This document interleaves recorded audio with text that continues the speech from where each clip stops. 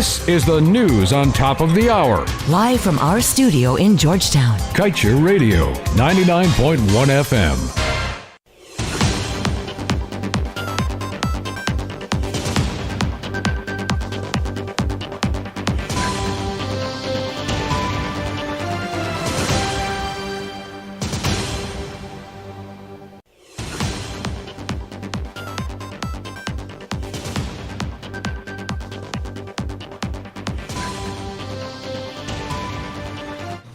Season's greetings to you with your news and that should be with your main newscast. I am Joshua Van Slegman. Good afternoon. Thank you for joining us. In our headlines this afternoon, ill-prepared Guyana mulls new bid rounds for oil blocks. JHI makes more cash off Kanji blocks. 4 years later, Guyana's make no use of UNDP report to avoid corruption, abuse in oil sector. And in the 150 million CJIA expansion fiasco, Chinese contractor agrees to foot $9 million bill for additional works. And Soku digging into bond finances, and former priest found murder in his home. Get the details of these stories and much more when the news returns. This Christmas, Shake to Win just got bigger! Now when you purchase our new bigger Digital Prime bundle and Shake to Win, you can choose your prize and share it with someone you love. So, shake more and share more! Share more daily prizes and guaranteed wins every Saturday. You can win laptops, cash, smartphones, credit, data, and so much more. Shake more, share more. Activate a Digital Prime bundle in the My Digital app and Shake to Win this Christmas. Guyana is now a full-fledged oil-producing nation. But how much do you know about this valuable yet finite resource? On our radio program, Guyana's Oil and You, we strike at the heart of every issue with informed views and credible data. The time is now for you to arm yourself with insightful knowledge on your oil wealth.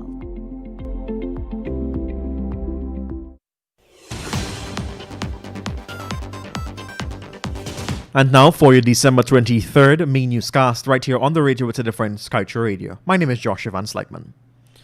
The government of Guyana is considering putting up oil blocks for sale via bid rounds in 2021. This would allow Guyana to get much needed revenue, and those awarded before were given out for free. However, concerns remain about Guyana's preparedness for such a move.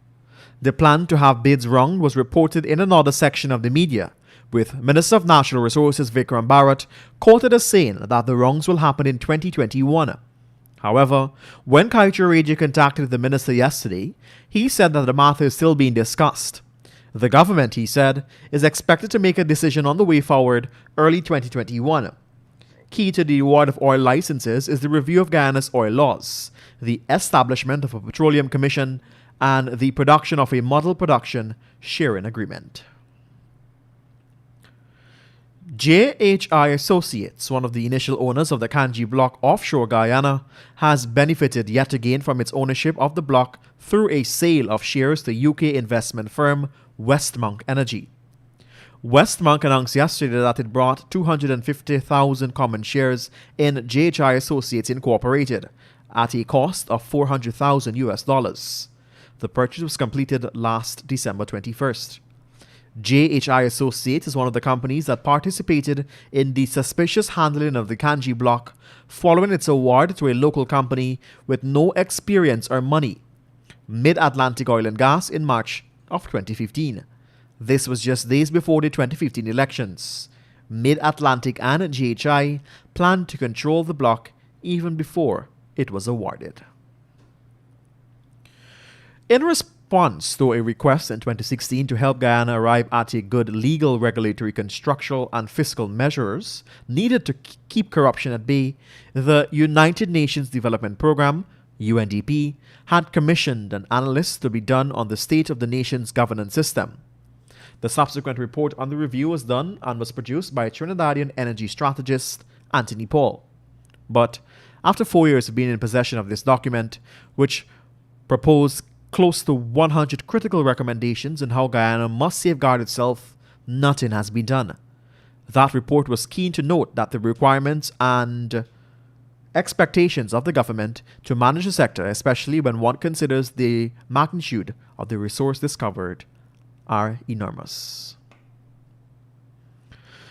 Government yesterday announced that it penned a new agreement with the troubled Chinese contractor China Harbour and Engineering Company to the tune of $9 million for supplementary works to be completed at the Chedi Jagan International Airport. The catch is that the contractor will have to solely foot the bill. Since taking office, the Air Finale government has been under pressure to resolve the almost decade-long project. The company was contracted to build a new and modernized airport since 2011. But Guyanese would have to wait a little longer, as the new agreement signed gives the company until the end of next year.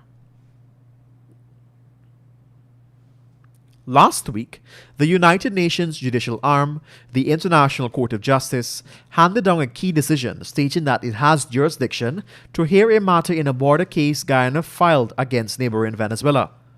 Venezuela has been laying claims for years now on a large squat of mineral-rich Essequibo and Guyana waters. In 2015, the Nicolas Maduro administration even drew maps claiming the waters where U.S.-owned ExxonMobil discovered oil. Guyana, after frustration for years using a good office process, filed a court case in 2018. Venezuela had not participated in the matter. Following the ruling last week by the ICJ that it has jurisdiction, Venezuela released its own statement rejecting the decision. Prime Minister Mark Phillips was satisfied yesterday afternoon after inspecting the repairs done to the recently damaged GPL 69 kV submarine cable. The cable links GPL Vreeden Hoop and Kingston substations and allows for a transfer of electrical power into the Demerara Berbice interconnected system. He said that this means that Guyana on the coastland can now expect a stable supply of electricity for Christmas. Meanwhile, Minister Indar said that the cable were severely damaged and the government will be seeking to recover from the ship owners the cost spent on the repairs. He said the cost has already been estimated at around $500,000. You're listening to your main newscast right here on Kaieteur Radio. More news ahead. Stay with us.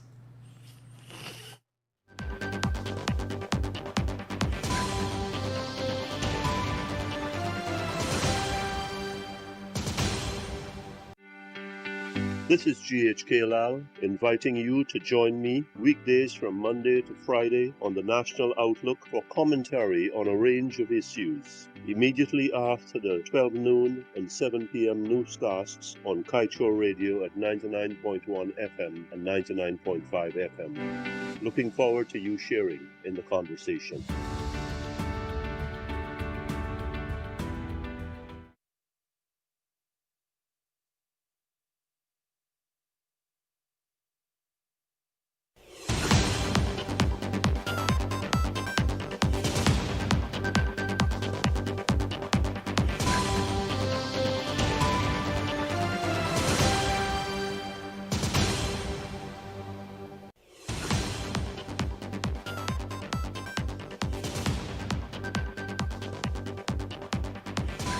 This is a GPL public advisory, temporary business hours during the holiday season.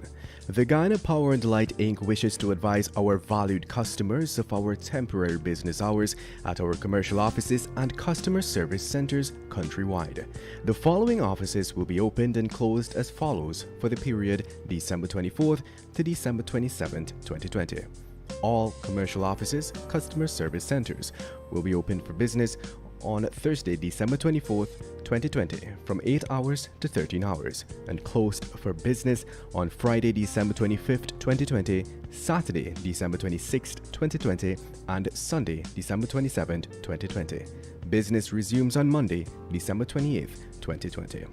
All prepaid customers are encouraged to purchase an adequate amount of electricity tokens in order to ensure a consistent supply of electricity between the period Thursday, December 24th, 2020 and Sunday, December 27th, 2020, when GPL and most of its authorized agents will be closed for business.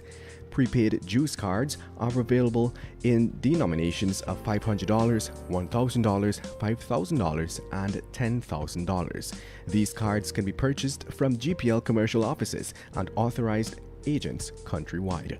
A list of available agents is accessible at http://gpl-inc.com/bill/payment-options/juice-cards-tokens/. Additionally, postpaid customers are encouraged to utilize our wide network of authorized payment agents. A list of available agents is accessible at http://gpl-inc.com/bill/payment-options/. We thank you for your business and season's greetings. A message from the Guyana Power and Light, Inc.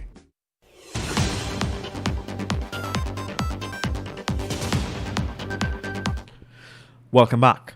SOCO has begun combining through the finances of PNCR member James Bond as it continues investigation into the large-scale giveaway of prime state lands at Peters Hall, East Bank, Demerara. This was confirmed by sources close to the investigation. Bond also posted about SOCO digging into his finances on his Facebook page. He is accused of being the mastermind behind a number of that land deals, which saw 30 acres of state land being transferred to a Chinese national. Not only that, Bond was said to have also pocketed more than $120 million from both deals. And the APNO-AFC coalition has opted to abstain from today's parliamentary session. They are blaming the Speaker of the National Assembly's failure to convene the all-important Public Accounts Committee. That decision was promoted after the author paper for the 14th sitting of the National Assembly did not contain the convening of the PAC as one of the agendas listed. Opposition MP and the touted head of the PAC, David Patterson, in a letter to the Speaker Manzo Nadir, outlined his disappointment that this was not done. And the Financial Intelligence Unit says 29 new reporting agencies have registered on its database this year to support the fight against money laundering. FIU Director Matthew Langevine disclosed that this brings the total number of new agencies registered to 246. Many of the entities are banks, cambios, money transfer agencies, gold and diamond dealers, and the gambling sector, including lotteries and casino. Real estate agencies and car dealers are among several entities from the non-financial sector also on board. And finally, at this time, we end the news on some tragic incident. Well-known former Anglican priest, 82-year-old George Chokasang, was found murdered in his lodge home on Monday, shocking church members and sparking an outpouring of sentiments. His partly decomposed body was discovered with multiple stab wounds around 15 hours. Police believe that he was probably slain over the weekend. Crime scene experts noted that the former priest's forehead was also swollen. And that's the news to the moment. Let's remind you that you can get the full details of these stories and much more by picking up the copy of the Kaieteur News at a newsstand near you, or head across to our website at kaieteurnewsonline.com. I am Joshua Van Sleckman. Thank you for joining us. On behalf of the news and the technical team, a Merry Christmas and a prosperous 2021. Want value for your advertising dollar? Then place your ads on Kaieteur Radio's Newscasts. Streamed live on 6 different mediums, reaching hundreds of thousands.